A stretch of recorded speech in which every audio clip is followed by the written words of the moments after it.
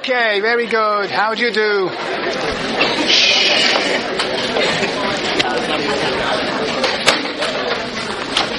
This is for you, Karen. To read. This is about the Russian Revolution. This is how Trotsky used to write. You know, Marxists are very voluble. They have verbal diarrhea. Anyway, this is the great classic I was talking about last time. History of the Russian Revolution. It comes in 3 volumes, and this is a compounded volume. When was this? This is probably Pathfinder, right? Pathfinder, the people who do these sorts of things. Yes, indeed. Yeah, this version was 9th printing, 2005. Lots of people must be reading this. It's going to sell well in the next few years. Thank you very much, Dr. Hetland. I expect your thesis to be at least as long as that. Yeah. Okay, right. Good. Anybody got any questions? Hand up. Number 2, on the board, debating whether or not it's motor or model. What's the alternative?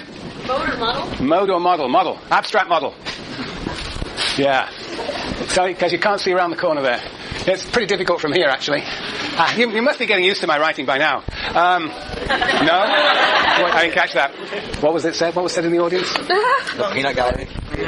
Okay. All right. Look, we in pursuit of your education, which is at the very heart of our concerns, that is myself and your 7 GSIs, we thought it would be good for you and entertaining for you to watch a film. But since we are always behind time, the film is going to be shown not in class, but it's going to be shown 6:30 on Wednesday. The film is The Salt of the Earth. It's a very famous film about labor struggles in New Mexico. It's a fascinating film for many reasons, not least because it sort of begins to formulate what a class struggle might look like and shows actually how complex class struggle can be and how class actually cannot be separated from race and gender and those other issues. But this film made in 1953 is particularly interesting because what was happening in 1953 in this country? McCarthyism. And McCarthyism was what?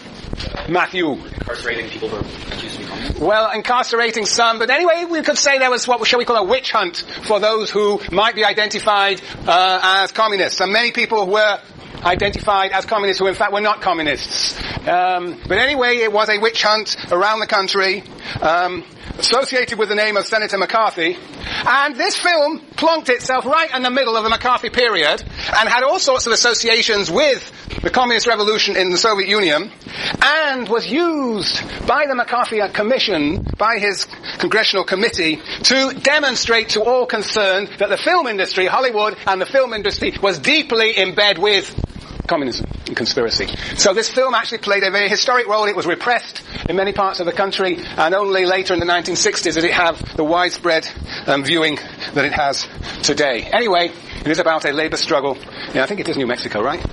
Yeah, mining industry, zinc mining, I think it is. Good. All right. Anyway. Oh, and by the way, what have I forgotten to tell you? Bob's your uncle. No, Bob is not my uncle. You don't get my messages, do you? Did you get a message? Yeah, Did you get a message? today. Did you get a message about this film? Yeah. And what did it say? Extra credit. Extra credit. Very good, Karen. Negotiable with your GSI. Bribe your GSI. No, you don't have to bribe anybody. Anyway, your GSIs will tell you more. There's no specific. They'll have different solutions to this according to the GSI. Okay? Any questions? Any questions? Any questions? Any questions? Any questions? Any questions? Going. Gone. Good. All right. Well, we are into Lenin. We began last time, and we will continue today and Thursday and next Tuesday. And Lenin wrote probably more even than Marx and Engels. I mean, his collected tomes are 40 volumes. 40 volumes! You're so lucky that you're only having to read State and Revolution. Thank me! Thank you! Very good. Yes. So State and Revolution, was what we're going to read, is, I think, the most...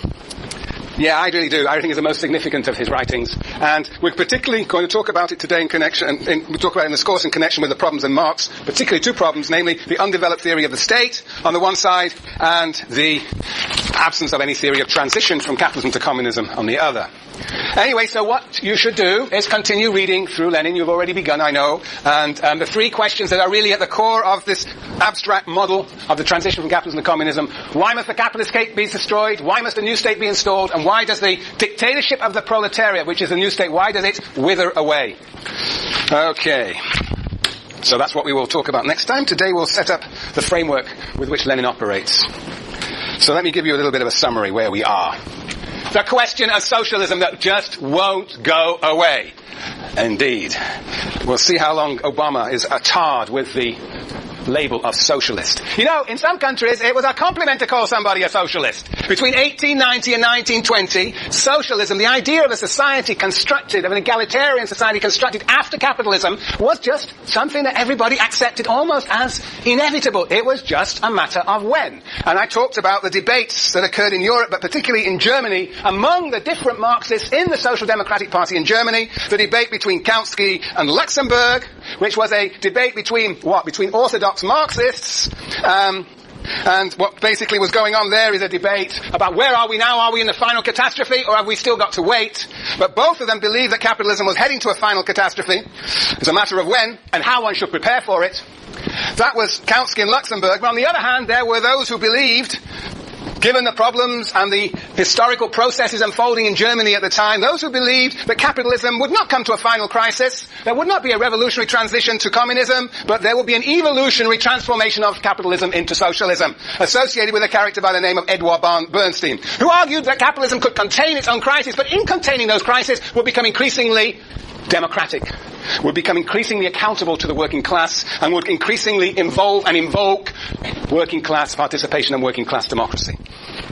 So socialism was indeed of the era. It was debated in the political arena. It was something that people conceived of as real, though it is very important to say, nobody really knew what it looked like. They knew that capitalism was going to come to an end, but they were not thinking, well, what will be this socialism? It will be a workers' society, a workers' democracy, but they hadn't worked it out. They felt it was not necessary because history would be shaped by the working class. We wouldn't have to have any blueprints. All we should be concerned about is the inevitability, or non-inevitability, I suppose, of the collapse of capitalism.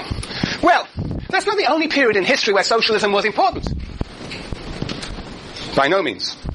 Indeed, as we shall see at the end of this semester, after the Second World War, the anti-colonial revolutions in many parts of the world, but in Africa in particular, since we're going to be reading Frantz Fanon, were also concerned with the vision of an alternative to capitalism as the result of the anti-colonial revolution. They too were interested in the question of socialism.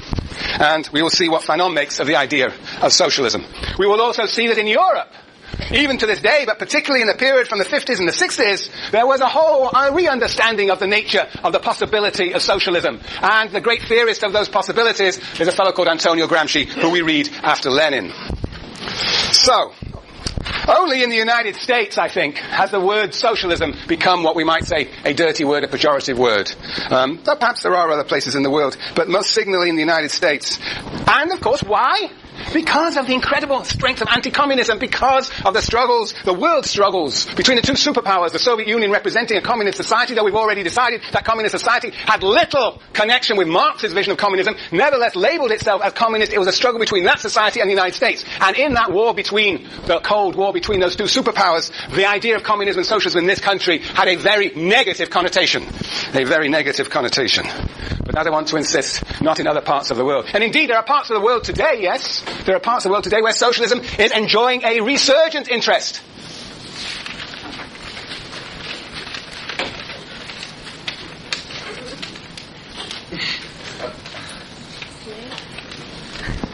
Well, I said yay, I don't know.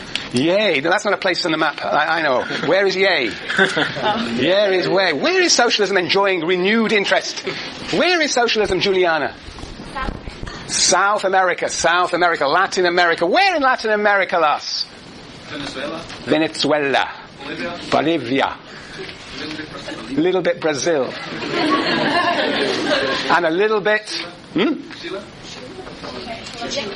Colombia. Rosa, that's wishful thinking. Yeah. Anywhere else? Anywhere else?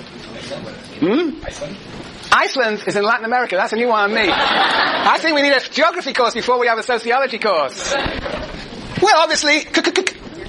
Well, look, if you don't know about Cuba, well, you're going to, because I want to make you read about Cuba for the final exam. That settles it. Jesus Christ. You're going to be punished. Geography, Cuba. Okay, I'll figure that one out. But yes, all right. But Argentina, has a few socialist characteristics. A few, very few. Yes, but anyway, there is a resurgence across... Where else? Gabe, where else? Maybe Paraguay. Paraguay, yeah. Yep. Anywhere else? I'll do. It's a virus spreading across Latin America, and from Latin America, it will spread elsewhere, perhaps. You never know. It is interesting that particularly Latin America is very interesting, how it's like a sort of field of wheat. Countries go from, together they go from dictatorship to democracy to socialism. Anyway, it's a very interesting part of the world, about which I know all too little. But anyway, alright, I want to just indicate to you that there are places in the world and historical moments when socialism has indeed been a very, very significant vision and project for societies to pursue. Okay, now, alright, that's socialism, the question of socialism. That took a bit of time, but I want to really drive home the point that this is not just a pejorative word or a figment of Marx and Engels' imagination. This has actually driven politicians, parties, working classes to actually engage with that project in mind when they struggle. Alright, that's point number one, the question of socialism. Point number two, which I just remind you, because it's a long time ago since we were talking about Marx and Engels, there were three problems with Marx and Engels, remember? The first problem was there was no theory of transition. The second problem was an undeveloped theory of the state. And the third was a problematic or flawed theory of class struggle. And the remainder of this semester is going to be dealing with those three problems. Each of the theorists will deal with two. Lenin is going to deal with the problem of the state and of transition. The problem of the state, the theory of the capitalist state, and the transition from capitalism to communism. Right, that's my second point. And my third point. The third point I want to make is that Marxism is not a static theory. Because Marxists are theorists, but they're also practitioners, also seek to transform the world. As the world changes, so their theory of that world has also got to change. In a sense, you might say that the Marxist theory is the one that most closely approximates to the real world, precisely because... Oh, shoot. Well, I've got one eye left. That's very strange. That should have occurred at just that moment. Yes, okay, all right. We're back in business. I can see you all very nicely. Yes. Where was I? Yes, I was in full stream there. Look, the Marxists have a real interest in really understanding the world because precisely they're not at a distance trying to sort of figure out its underlying dynamics, but because they are also engaged with the world, they have to get their theory right because it matters. It matters to them. It mattered to Lenin to get the theory of the world right. He got it wrong, perhaps, but it was really very important for him to try and capture that world because his understanding of transformation, of capitalism, of revolution depended upon a correct vision of the balance of forces and the character of society around him. Anyway, the point is this, that as the world moves on, as history unfolds, it generates new sets of problems for Marxists. And Russia posed a very specific problem. What was a Marxist party, a socialist party in Russia to do? A society that was overwhelmingly peasant in character. It could not be, according to the writings of Marx and Engels, the leading force in revolution, because where does revolution first break out? According to Marx and Engels, in the most advanced capitalist countries. But in Russia, it was a very backward country. Yet, precisely because of its backwardness, precisely because it had entered into a war that it was bound to lose, precisely because it was ruled by a relatively rigid, traditional, authoritarian regime known as Tsarism, it was also a country where revolution was ripe. The peasants were in revolt after the First World War, and so was the working class. But the problem was, where would the revolution go? In a sense, it should, in principle, according to Marxist logic, go to capitalism. But, in fact, there are no capitalists. But capitalists, insofar as they existed in Russia, were actually foreign capitalists, French capitalists, German capitalists, English capitalists. The Russian bourgeoisie was very weak. So, the working class revolution tries to go forward to socialism, but the forces of production are undeveloped. It cannot actually actualize that project. Except, and only if, that revolution in Russia triggers a revolution in the West. And that's what Lenin and Trotsky thought. That Western Europe, and particularly Germany, was ripe for revolution. And in this they were profoundly wrong. As we will see when we read Gramsci why they were wrong. But they thought that. In the end it turned out, of course, no revolution. So what were the Bolsheviks to do? The Bolsheviks, now in power, had to fight a civil war, successfully fought the civil war, amazingly. Now, what were they to do there? So Lenin, first tried to appropriate capitalist techniques to build the forces of production, and that was not altogether successful. And in 1929, 5 years after Lenin had died, Stalin basically consolidated his power, had expelled Trotsky, and tried to build socialism in one country, and introduced draconian despotic measures of collectivization and central planning, and introduced a whole new regime,